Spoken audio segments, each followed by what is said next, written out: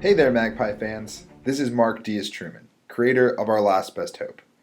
You've accessed vid 13, using Touchstones. Remember Jorge's two touchstones? He brought a sense of justice and left behind his brother, Paul. Now we'll see how these touchstones are actually used in the game. If Jorge wants to use what he brought with him, all he has to do is cross it off and add one white die to the roll. Then he needs to make use of that element in a scene. Remember, only the person who took the threat can use a touchstone. If Jorge wants to use what he left behind, he can add another white die and do a flashback scene, in this case, the moment that he left his brother behind. These flashbacks are often surprising and reveal intimate details about the characters' lives. Now, touchstones are some of the most emotionally engaging parts of the game.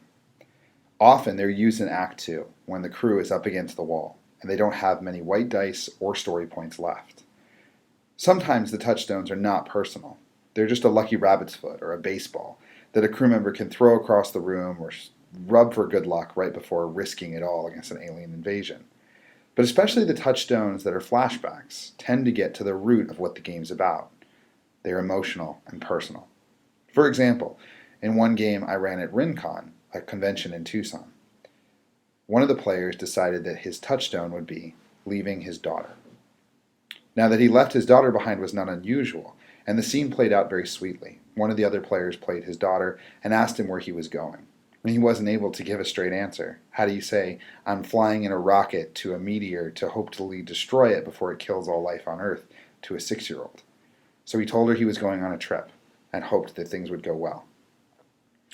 Now, as emotionally moving as that was, the actual beautiful part was when one of the other players did her touchstone, and she said she had left behind her family. And very deftly, she inserted herself into the other player's touchstone scene, and it was revealed that the two of them were actually husband and wife, and she was waiting in the car for him after he said goodbye to their daughter. Is extraordinarily moving, and I think that touchstones are the part of the game where the character's humanity shines through. They're definitely taken from sources like Lost, where the action on the ground doesn't seem like it has anything to do with the flashback, until you realize that the reason the character cares, the reason the character is there, is because they have something in their past that still haunts them, that still supports them, that still stays with them. And that's what touchstones are all about. I hope you use them well in your game.